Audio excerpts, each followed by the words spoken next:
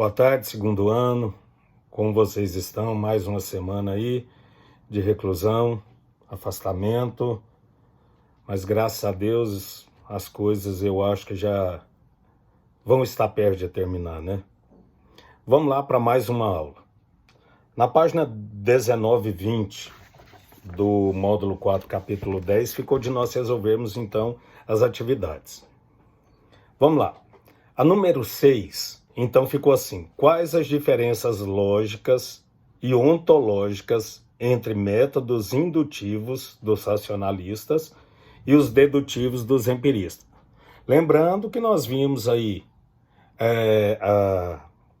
os teóricos, né? A linha teórica dos racionalistas, dos empiristas. Aí nós temos Descartes, Locke, aí depois nós vemos Kant. Então tem assim. Então, quais são as diferenças? Mais uma vez, lógicas e ontológicas entre método indutivo e dedutivo. O indutivo dos racionalistas, dedutivo dos empiristas.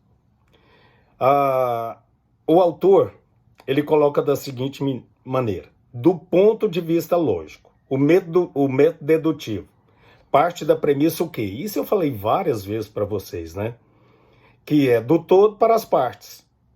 O autor coloca assim, ó: parte de premissas universais para as conclusões particulares. E o indutivo? O contrário, claro, né? O autor coloca da seguinte maneira: parte de premissas particulares para conclusões gerais. E do ponto de vista ontológico? Os empiristas estabelecem a prioricamente a verdade do mundo sensível, e para os racionalistas, que é condicionada à existência do próprio sujeito. Então, na hora que vocês forem fazer as atividades, eu acho melhor vocês colocarem assim, ó. Coloca racionalistas de um lado, empiristas de outro. E aí vocês colocam como que cada um vê. Método indutivo, método dedutivo. O mundo sensível e o próprio sujeito. Eu acho que fica mais fácil para vocês. Segue um esqueminha daquele que eu sempre faço na lousa. O número 7. Por que o pensamento de Kant representa a síntese entre o racionalismo e o empirismo? Para os racionalistas, os conceitos são sustentação do conhecimento. Para os empiristas, as sensações e as experiências é que realizam esse papel. E Kant, então? Os racionalistas e os empiristas nós já vimos. Um é razão, outro é sensível. E agora, então, e para Kant? Ele reconhece que ambos, percepções e conceitos, agem no ato do conhecimento, sintetizando ambas as escolas de pensamento. Então ele pega uma parte, pega o outro. Também dou a dica assim: coloca racionalista, coloca empirista e depois coloca a visão kantiana. Porque você vai conseguir se lembrar do que os racionalistas pensam, do que os empiristas eles queriam que provar, e aí tem esse meio termo de Kant. Virem a página aí, vamos aí para a página 20. A página 20, nós só vamos mais em duas atividades. Essa é de somatória, a número 1. Ela é do Paraná, Universidade do Paraná. Tá assim, ó.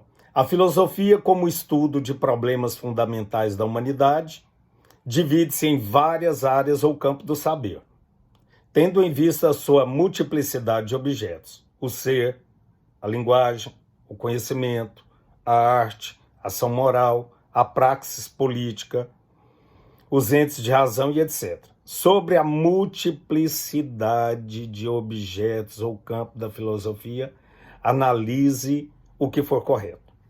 O autor, ele fala que o que está correto é a 2 e 4, então a somatória seria 6.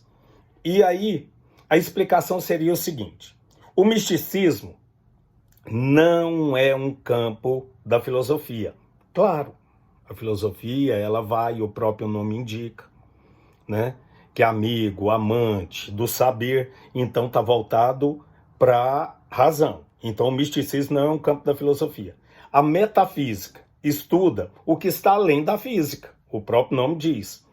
Por estudar as causas lógicas e filosoficamente necessárias para a compreensão e veracidade do mundo físico, e não um sujeito espiritual ou místico. A ontologia não é um estudo científico, mas o filosófico a respeito do ente. Por último, a epistemologia estuda o conhecimento e não é apenas uma parte do sistema aristotélico, mas um campo de investigação da filosofia como um todo. E é estudado por diversos filósofos. Por isso, realmente, fica a questão 2 e 4 com a somatória 6. Agora, a 2.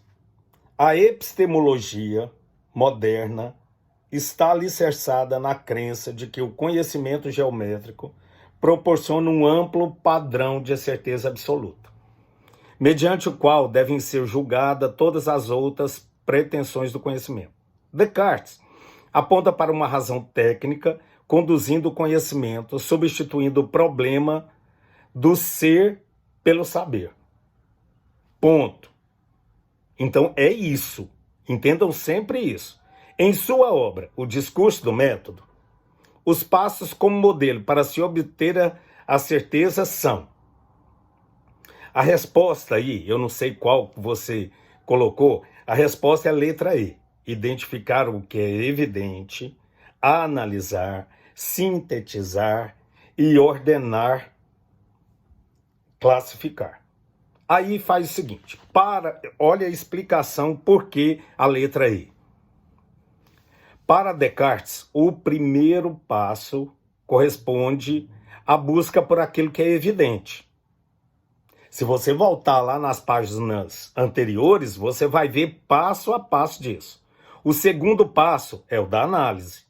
Corresponde a dividir o problema em quantas partes forem possíveis. O terceiro é o da síntese, que corresponde à elaboração progressiva de conclusões, partindo dos objetos mais simples em direção aos mais complexos. E, por fim, o quarto passo corresponde a revisar as conclusões de forma a nada omitir. Nós vamos corrigindo, ouçam isso novamente, vejam de novo, coloca isso aí ao lado, escreva por que são essas respostas. Um abraço e até breve.